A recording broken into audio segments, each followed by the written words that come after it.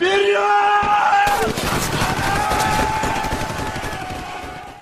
guys, it's Tas101 Saga. I did try and go to Airsoft today, only the air temperature and the freezing biting wind is now so bad that my gas mags just will not operate. So I decided to save the money and bring you guys a video whilst I empty all the gas in there in a blaze of glory before I fill it with storage gas and store it for the next few months of terrible English weather. So it'll be going back into Kraut mode. The German gear will be coming out again. I've got a new gun that I'm building, which I should have by Christmas or just thereafter, and that can be used all year round because it's a type of gun I haven't previously bought, so that's going to be exciting. So I'll also show you a bit of the Russian gear I've used a little, because I've not even shown any of it on video, I don't think. So it will be a little chance to demonstrate that before I have a bit of a wacky few minutes emptying all the mags, because a few people have commented on my old vids, can you show the shooting with a heavy recoil kit? Wish granted. Right, so there's a fair few things here. Not all of it is necessarily combat, that's not all combat items necessarily, especially over this side, but I tend to do, other than my German impression, everything else I do just have a bit of fun. As long as it's original items or accurate items in some way or another, whether or not it was all worn together or worn here or in this way or that way is not really a concern of mine when it comes to this stuff. This is more about being a bit of a stereotypical Russian, yelling, obscenities in a language and things like that. That's all just part of the fun for me. So any comments about this is inaccurate, that doesn't go there, bloody blah. Yes, I'm fully aware that some of the stuff on this webbing is not where it would be worn or in what order, bloody blah. Up there is my tanker hat. I actually love this thing. I was so happy I got this. I got this from Ukraine. It does have a date on it. That's just my Yukara number that I stick on there. But from what I can make out, it's I think that says 83. Yeah, 1983.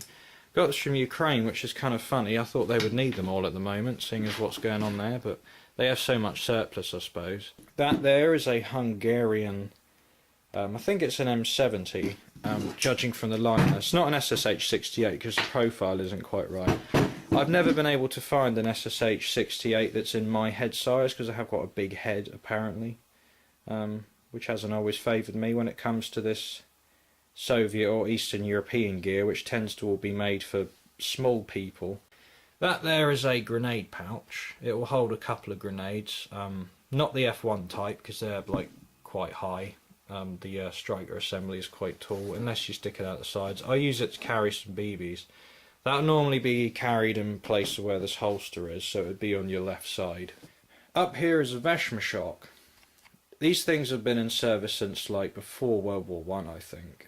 They're not now, obviously, they've been replaced with modern systems, but they still crop up in poor militaries and reserve and stuff like that. I have actually seen them in modern combat footage, but this is the post-war variant that has the pocket on the back and the little slip there with some waterproof plastic so you can write something on it, which I've got on there. That's what it said on the stock of my old AK, which is now broken, so I thought I'd put it on that bag instead. Down here is an M69 webbing set. Now this is set up for just a standard rifleman. Other than the pistol holster, they wouldn't carry a Makarov. In fact, that's not. I don't think that's actually a Soviet Makarov holster. It doesn't quite look right to me, but it's an Eastern European one anyway. I think it's built for one of the like the clones, because there were a lot of Eastern European clone pistols that basically were Makarovs with some minor aesthetic differences, like the Polish one and stuff like that. But they will all fit in this. A real Makarov will fit in this because I've got a buddy who has one that fit in there perfectly. I do have a sidearm in there, which is extremely deadly. You'll see what I mean by that later. Standard Canteen. The Soviets had used that thing since like World War II. It's the same one you'll find right up until the late period.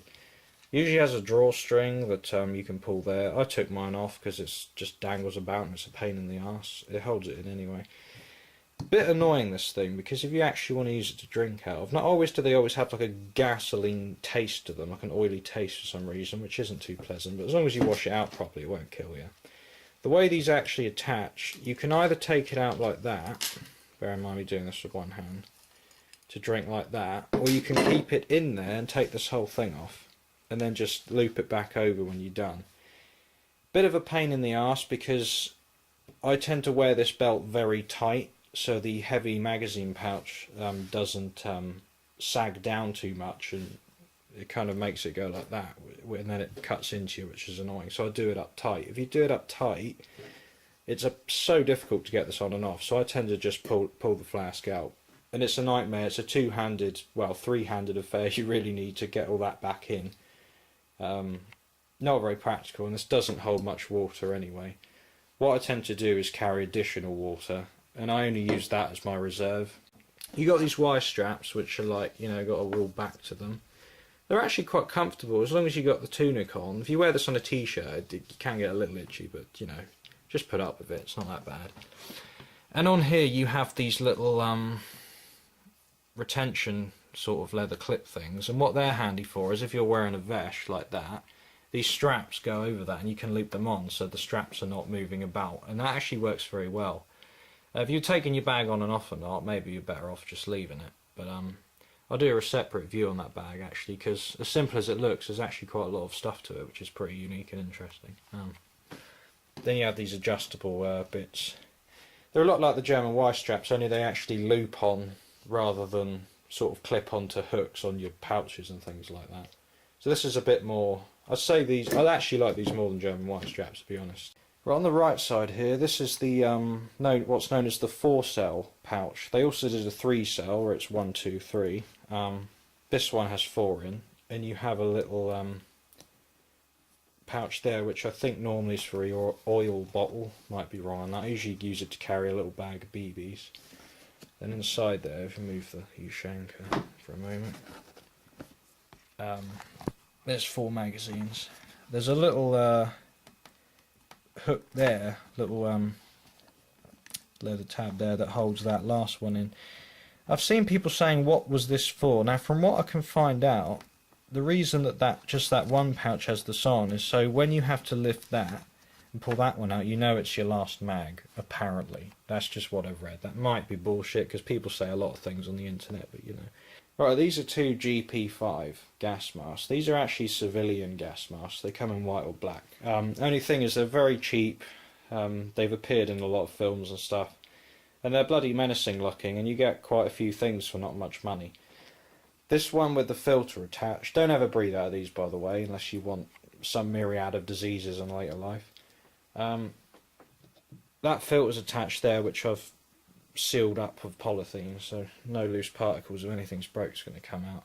This one is a size 3, which I don't wear. This one's just for display, and this one's a size 4. This is the hose that would normally be attached to a different type of filter, which would stay in the bag. This is a Ushanka. I don't know if it's actually a Russian one. It is a real one. My dad got it from, I think he got it when he was in Budapest. It's old surplus, so there is a number there. I think it says 81. I'm not sure if that's a date or not. But it is a proper fur one. It's not one of the clones. It has the proper emblem and everything. Once again, that is not a combat item. I only tend to wear this one for photographs actually. I don't wear it in game because it was quite expensive and it's a nice one. Don't want to get it dirty and all that, so. But it is a nice one. The you can undo that string at the top and then the ear flaps will come down. The combat one that was issued is actually more of a grey colour, and the little emblem there is much smaller, because obviously that kind of makes you really visible with that glints and sunlight. So that's not a combat item. Up here we got 2 gas mask bags. Now if you're thinking of doing this kit, and you're not super fussed about the time period in terms of historical accuracy and the right gear, then please save yourself a lot of pain and go for this type, not this type.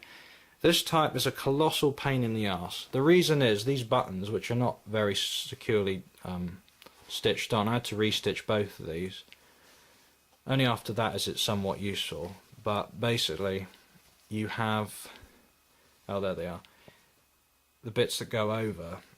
And every time you want to access it, I don't use it to carry a gas mask, because obviously carrying a gas mask in Airsoft is pointless. I usually use this to carry a gas bottle and a water bottle. But if you ever want to access your gas or your water or whatever, you have to undo those.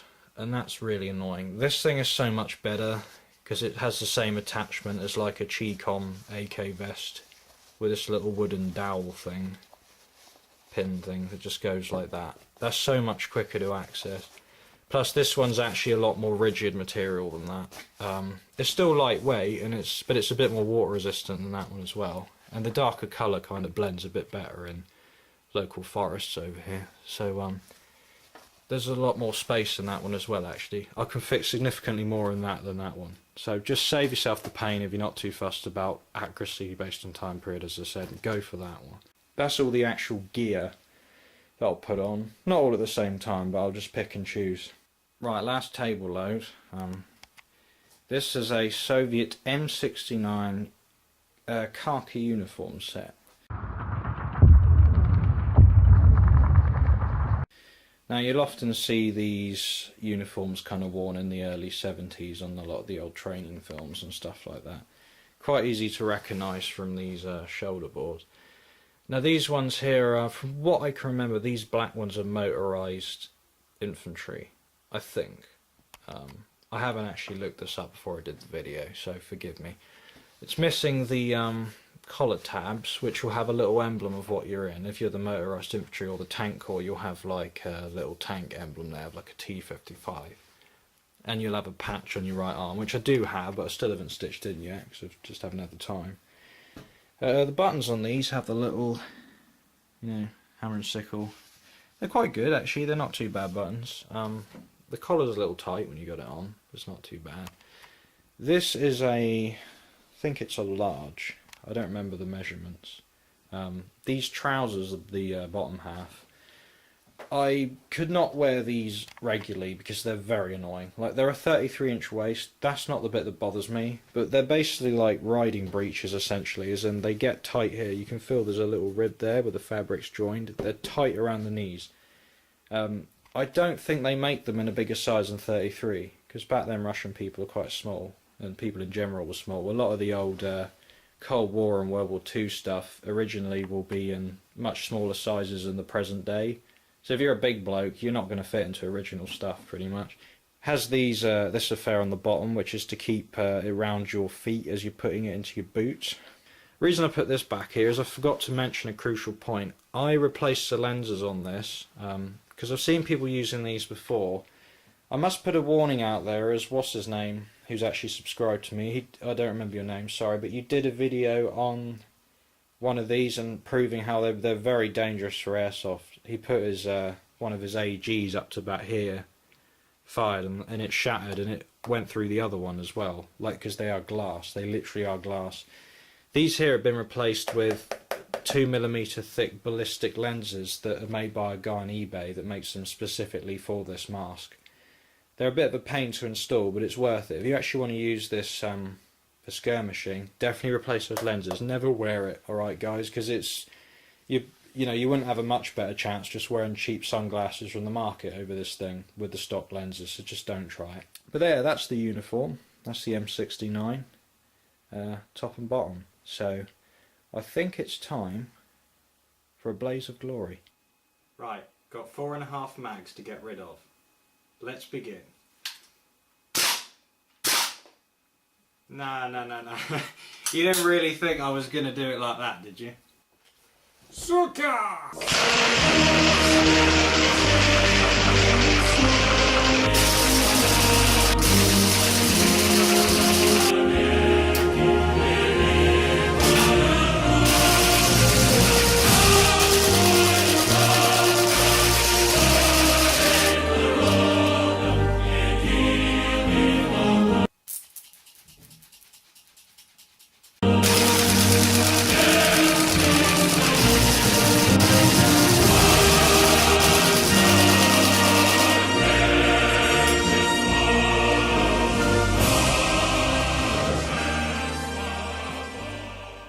It's been fun. It's been a good few months. I look forward to it next year. See you soon, guys.